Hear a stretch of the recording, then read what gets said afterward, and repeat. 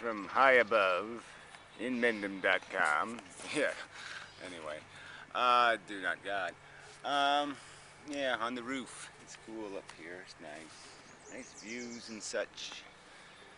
Yeah, I guess I would probably like to live on a first story. I mean, the first story above the first story. Anyway, um, yeah, conference report. Made a video talking about this, I don't know, they probably should come up with a terminology for it, you know, like the big problem or whatever, of this value problem. How do you take something as subjective as everybody's personal experience, you know, based on the mixture of how life works out for them, how lucky they are, how smart they are, how clever they are, how whatever they are, that they manage to get through life without having too many big horrors, and lots of restful and relaxing and comfortable moments, and they feel quite pleased with the experience, and would like to do it all over again many zillions of times. Blah blah blah. Yeah, it's a subjective thing, and then some other person could have that same exact life, and because they have a different attitude, you know, mentally, and are looking at it a little differently, they might not find it as valuable, and certainly might not say, well, I want to do that over and over again. And then people are going to have different lives where they're not going to be lucky and they're going to be unlucky, and that's going to change the equation. And so we're all basing our opinions on this subjective, how my life worked out kind of equation, and that's going to taint the argument, no doubt. But I mean, philosophically, we should really work on ways to prevent that from polluting too much of the conversation. You know, I can't deny it. It's certainly part of my perspective is the fact that, yeah, I don't personally, oh, cat romping, find life all that, I don't find it perfect enough. I mean, I was a perfectionist as a kid, and I've certainly given up on that, as it's quite obvious. But you know, that was part of my psychology and part of how I always kind of viewed life. So I always kind of saw the flaws, and and I certainly on the extreme ends had limits where I just knew I did not want to be the Elephant Man. I did not want to be that person there or that person there. I certainly didn't want to live that person's life or that person's life. I didn't want to experience what they were going through, and I didn't want to experience that. I mean, I had plenty of things I could point to and say I would never do that. You couldn't pay me enough money you know, in the world. You couldn't give me enough perfect lives for me to agree to live that one stinker of a life.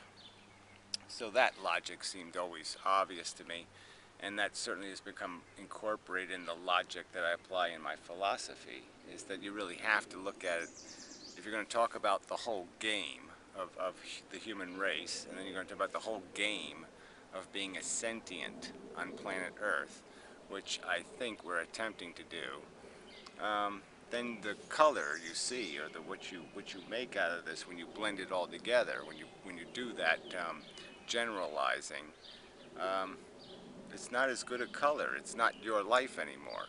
It's not your neighborhood anymore. It's some other neighborhood, you know, with shit worms and all kinds of other crap that's going on that just isn't any good at all. Cholera plagues and all kinds of other stuff that you wouldn't want to live through and experience. That's the reality. I mean, the human reality is pretty dismal if you go by the averages. If you take those 100 people and condense it like that one video does. Somebody's got a link to that. I wouldn't mind posting it. And yeah, I wouldn't want to be the composite human being on planet Earth. And I certainly wouldn't want to be the composite sentient mammal on planet Earth. So what else do I have to say? Yeah, that's a personal subjective opinion.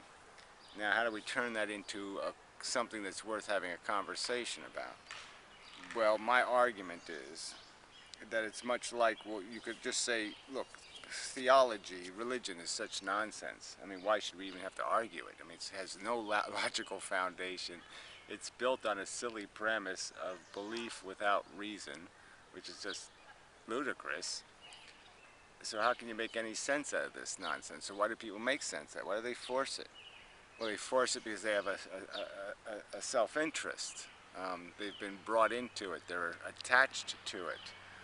So we're back to the addiction word and how that changes the equation. It changes how people perceive the world they're in. So it's no longer just about some balance of comfort and misery. It's about, you have to throw into that equation the prejudicing effect of desire and the sense of that a person has that there's more to do, that there's more games to play and more food to eat and, you know, more, I don't know, grass to mow and, you know, women to rub up against and whatnot. Yeah, okay. So that desire thing taints the perspective a little and says, yeah, we got to keep doing this, got to keep doing this, got to keep doing this. And even if they're not going to be the one doing it, they want the desire to keep living because they just can't imagine the universe being without that motivating hunger. It's such a powerful thing.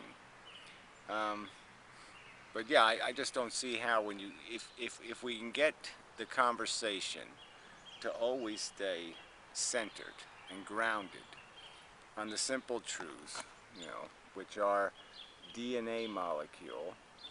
Okay, it's not fancier than that. Let's see, I can zoom in on the cat. Zoom on these cameras isn't.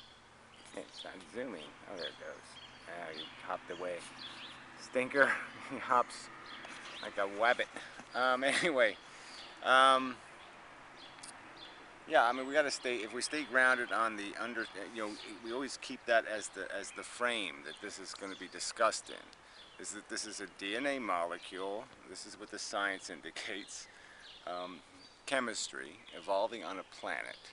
That it doesn't do it by some fancy rules. That it's just a bunch of individual packets of DNA competing with each other over billions of years and acquiring through mutation tools that enable them to more effectively consume and reproduce.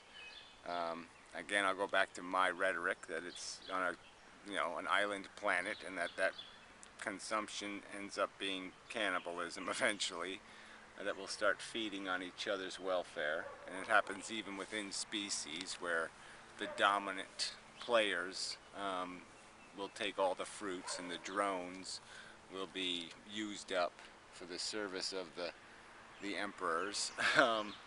And we certainly have plenty of that in our social reality. And the end game is this perception of value, to create the illusion of value. That's one of the tools. One of the DNA's tools is motivation, is desire, is addiction. It wants you to want. It wants you to keep being hungry and keep playing the game.